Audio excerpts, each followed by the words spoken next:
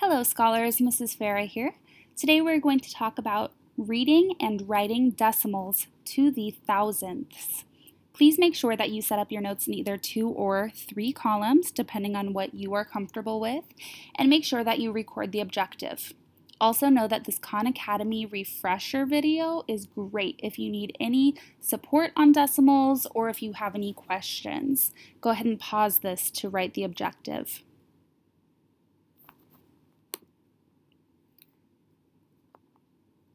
We see decimals all the time in real life. You might see a shirt at the mall that is 20% off, but you don't know what the new price is until you bring decimals into the situation. Maybe you have a friend that loves to run, and on the first day of school this year, they told you, I ran 382 miles and 9/10 of a mile. Wow, that's like a lot of running. And then finally, you see decimals in the cost of almost everything. So gasoline prices, items at the grocery store, everything has a cost, and usually we use money and decimals to talk about how much those things are. We also see it here in measurement. So maybe you have a sunflower that grew 4/100ths of an inch. Okay, hopefully you've seen this place value chart before. Remember that place value tells us that location determines the value of a digit in a number. So this guy right here, this sentence with the stars around it, because it's very important. You need to know that where a number is on the place value chart gives you a lot of information. For instance, this 5 right here has a different value than this 5 because they have a different location on the place value chart. I want you to notice that right here, this word and is in big red letters. That tells you that every time you see the decimal point, you are going to say the word and. So for instance, if I were to read this number here, I would say 455 and 82/100ths. The last thing you need to know for this slide is that you are going to say the name of whatever column that you end in for the decimals. Notice how with this number, I said 82/100ths. It ends 2 places after the decimal. 82/100ths. If I added on another number here, I'll add a 1, then I would read this as 455 and 821/1000ths, because that's the name of the place value spot that it ends in. Okay, I'm going to give you a little hint for where we're going with all of this. There are different ways that you can talk about and represent decimals. When we're talking about place value, you can use the standard form, so saying 4. You can use the expanded form. Here that would just be 4, but if we added, if this was 41, then we'd have 40 plus 1. And word form, 40, here we go, it's a little hard to write, 41. We are going to be using expanded form here a lot in 6th grade. So on this next slide, I'm going to show you just a little bit of where we might go with this so you can start thinking about it. Okay, so our place value chart has, let me get my highlighter here. Our place value chart has whole numbers. Everything to the left of the decimal. And it also has decimal parts. Everything to the right of the decimal. Notice how here in black I've written out some numbers and some fractions. get used to writing those out. They're going to be the same for every column as I have them here, and we are going to use them all the time when we practice expanded form. So another way to write the tens column is like this. Another way to represent the ones column is like this. Another way to show the tenths column is like this fraction, 1/10. Same for the hundredths and the thousandths. This is important because it tells you the value of every single spot. It helps you to break apart a number. So let's go to, here we go.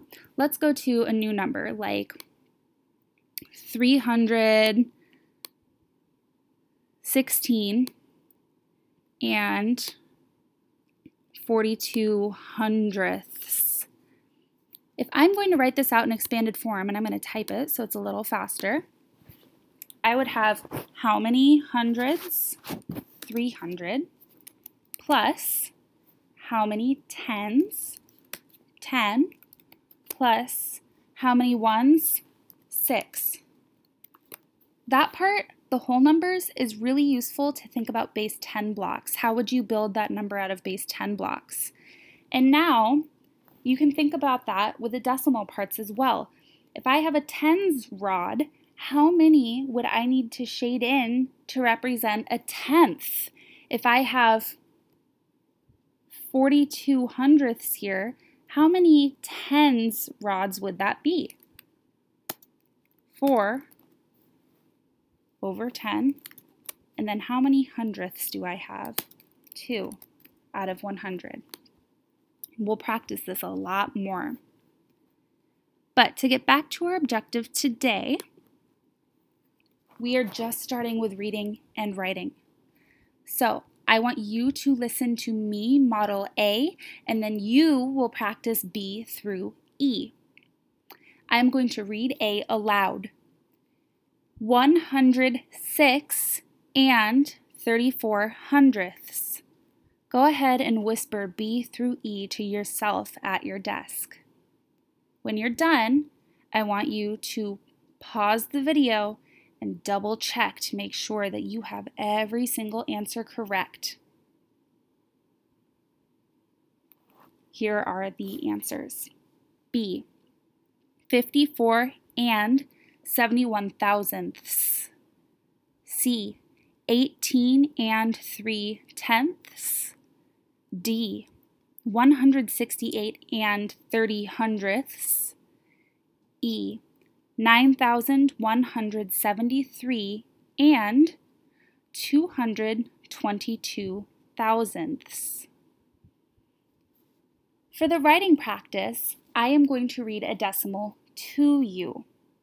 You will write the number down, not in word form, in standard form. So here on this slide on the right, I've given you an example.